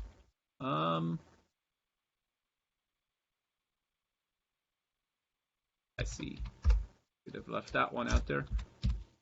So now we can run commands inside the container fairly transparently by just putting this one environment variable in front of it. So we can again run dir, but the -h does get passed, so that's why it's doing a little bit, it's producing all the numbers here. Okay, so then we can put that in a script. So we can go to a directory, define this this environment variable, and so any script that you would use in the container, you can turn into a script that runs outside the container by just putting ESC in front of the commands that you would run.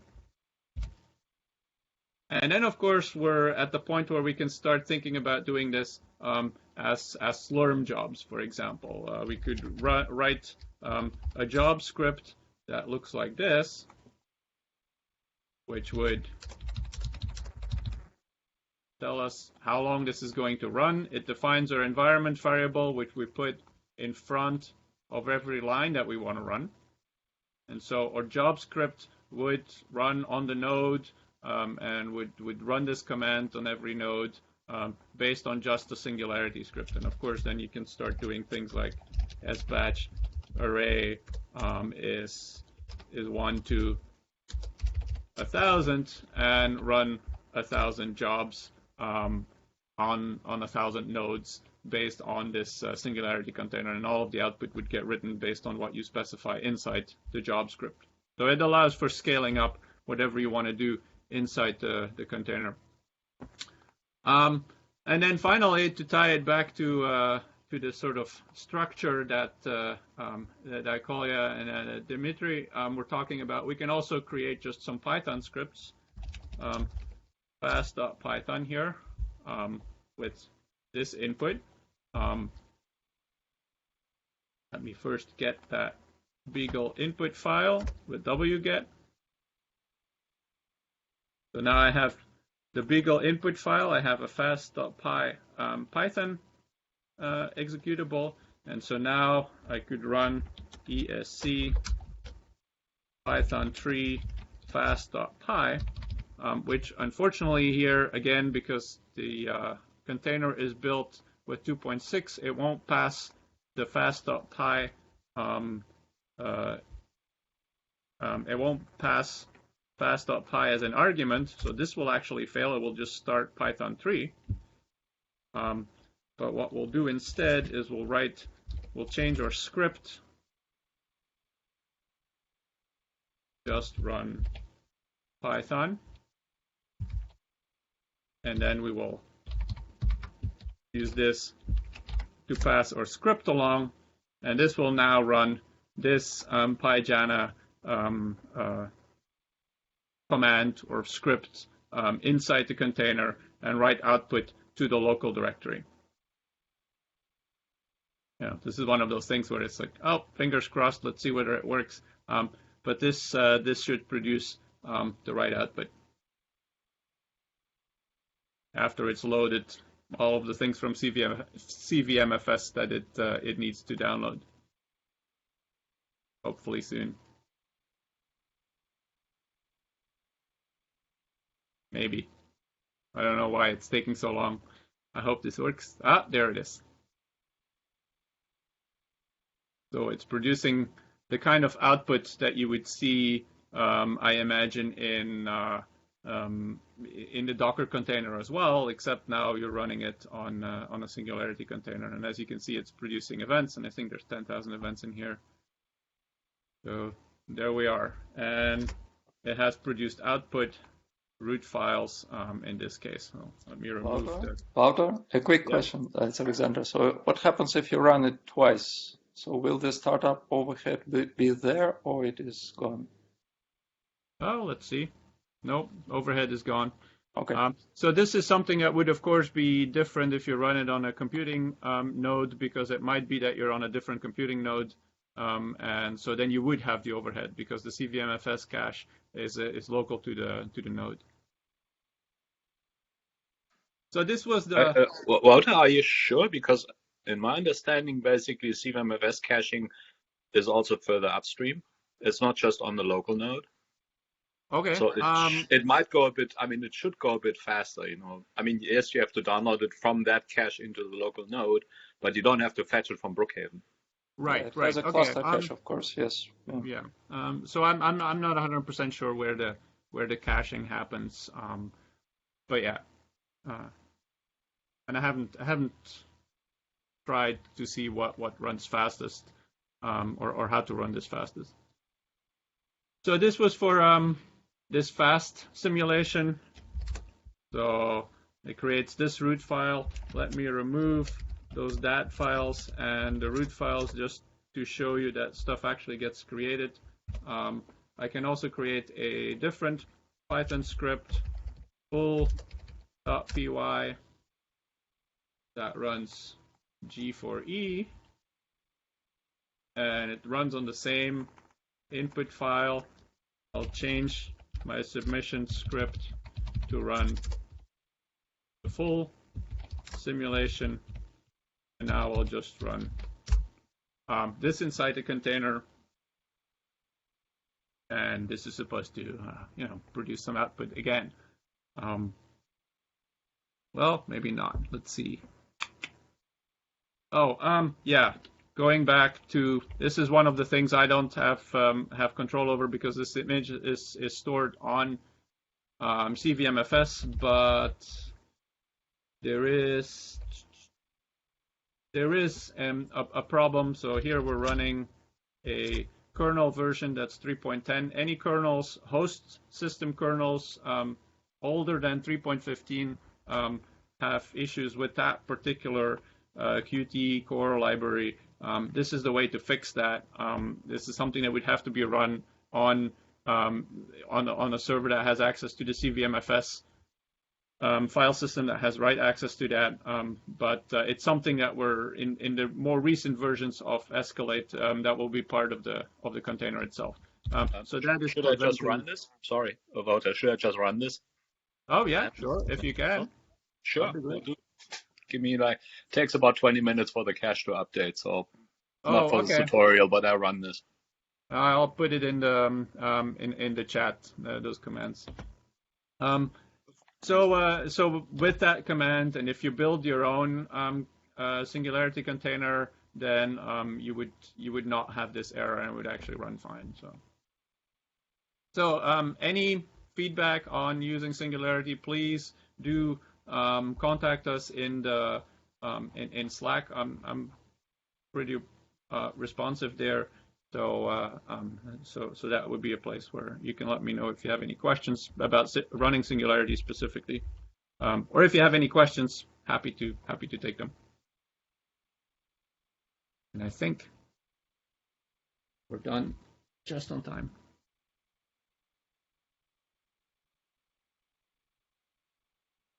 No questions? thank you very much, Wouter, for doing that. I hope this gives a little bit on clarity how then to develop maybe some analysis in on the command line or in Jupyter Lab, and then run some larger jobs at Brookhaven and Jefferson Lab. So Yeah, I mean, I thank you. definitely see Jupyter Lab as the place where you prototype the analysis, and then Singularity is where you scale it up to produce like I guess Anselm, you were asking for 10 million events. Well, this would be the way to scale up to that kind of level. I just try. I mean, just as a point. Okay, it all will take time, but it actually doesn't work in Jupyter Lab even without logs or anything. But it works fine on the command line, even in my Docker container. So there's something to Jupyter Lab which eats memory if you run it there. So, but thanks. So one thing to keep in mind is the container, that Singularity container in that directory is probably about how old is this now, Chris? It's maybe like 3 days old or so, or 4 days old. Something like that. Yeah.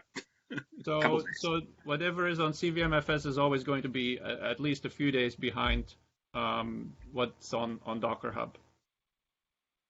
So Wouter, this is really interesting and impressive, I must say. So the practical question. I didn't do any of the work. You should thank the people who wrote Singularity, honestly. Yeah, but popularizing things is also important, as we learned recently. So the practical question is, so we are starting putting the detectors together now, let's say, right? So you take component from one place, from the other place. So how would you see shipping these detectors to users? So should they be distributed through CVMFS in some way, or there are other options, or people just take them from GitHub repository, or what's the idea?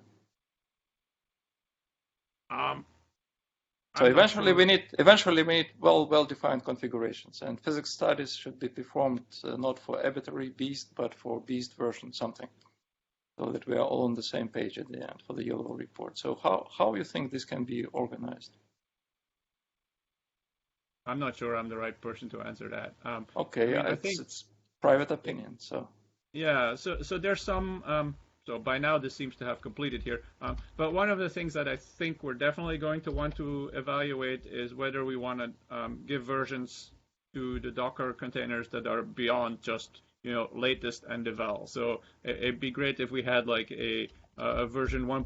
I don't know, Beast version 1.0, which would have that geometry, some approved geometry as part of the container that everyone can then draw back but on. Then any tiny, so versioning is certainly a good idea, but will then any tiny change in the geometry will it require a release of a container and then this delay in conversion to Singularity, or what is the work cycle?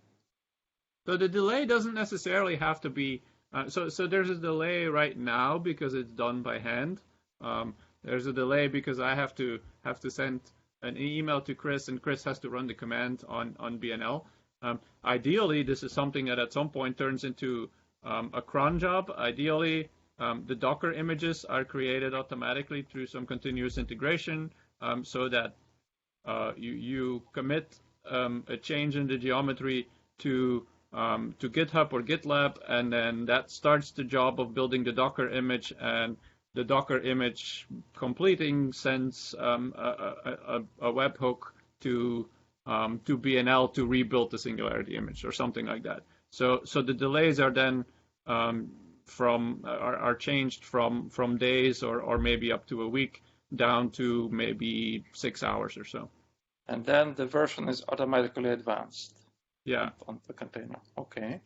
Wouter, I told you we can run a cron job daily. Yeah, I know, but at this point it's just the cron job has it has to be at least the conversion to Singularity on CVMFS is needs to be more than just a cron job, because you don't want the Singularity sandbox image to change while someone's running a job, for example. So there's those kind of considerations that you want it to be done differently in some sense. I don't know if that makes sense. Would it Uh, make sense does to have? anybody know how CVMFS handles things when they are basically changed under under your feet? Would I it mean, make sense to NFS have this protects discussion against in that. tomorrow's EIC software meeting, which is rather technical, and then also address Alexander's good question about how organize configuration files or input files which change on a rather fast timescale, and Yeah, allow some other questions. I mean, I think it's the a technical discussion would be good at a different meeting, but I do think it's good that people are bringing up kind of, how do we make use of this in a productive way? So please voice the questions, and then we can at least take them and discuss them in another forum. Yeah, let me just add on to this question and ask. I mean, let's take the scripts for EIC smear. Those are tiny and they live already on CVMFS. Do they need to be repackaged, or could the Singularity pull in some data that is more or less life updated at the time that it's run, or does it package everything in one go? If you already access the Singularity on CVMFS, that means you can see it.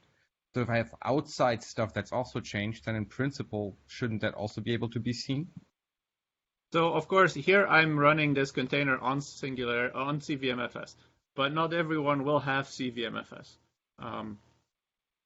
So the advantage of building something and sticking it into the container and not relying that someone has CVMFS access is that I can run my Singularity image on my laptop. I can build it on my laptop, and I can hop on maybe in a few months, I can hop on a plane and run Singularity while I'm on the plane. That wouldn't work if it's trying to access things that are on CVMFS, and then of course I wouldn't be able to use the image on CVMFS. Makes sense. Right. Thank you.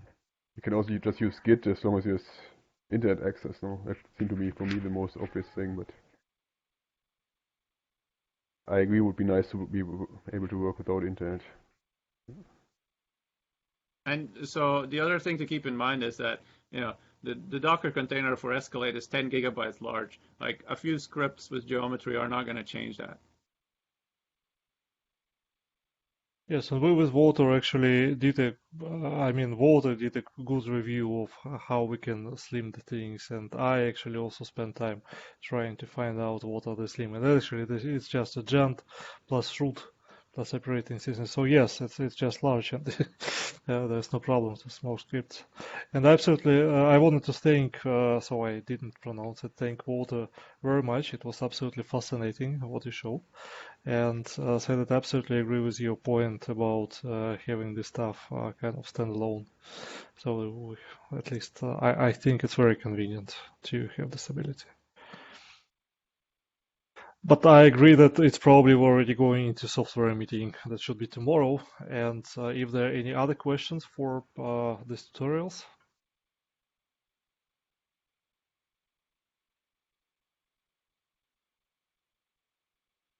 We are already above the hour, so so maybe wrap up. But Anselm, you have one more question. It's not really a question. It's kind of like a I don't know, request in some sense. So I really enjoyed this tutorial about this jagged arrays and so on, and I started playing with that. But so if anybody ever has time or did something, it would be nice to provide some sort of framework analysis using that, because at least people that are new to Python, this kind of stuff, it was not clear to me how to do things in like a kind of like an optimal and efficient way. Yeah, there was just a follow-up because I mean it seems to be like a modern great things of doing stuff, but you have to think about things differently. So there was just a follow-up on that. Just before our tutorial, like 8 a.m., we had meeting with Marcus and Corey, and we discussed exactly that. So that's probably the next tutorial, which is going to be very kind of important, is to just show how you can do some kind of analysis, which is really relevant now at this phase of yellow pages. Starting with acceptance analysis, and maybe to go a little bit deeper into how you analyze those fast simulations. Yes, I thank you very much for kind of confirming that we are feeling right about this.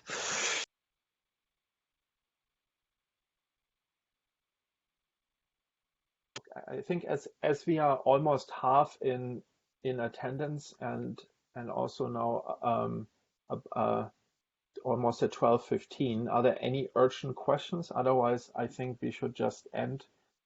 And then if you have further questions, just contact us on our mailing list, eicsoftware@eicug.org, or at our Slack or Mattermost channels.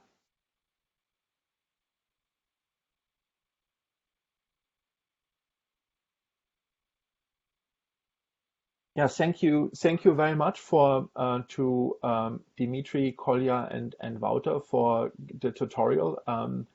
That was great. We have it recorded. It will appear soon also then on our YouTube channel where we collect all of this information, and have a great day, everyone.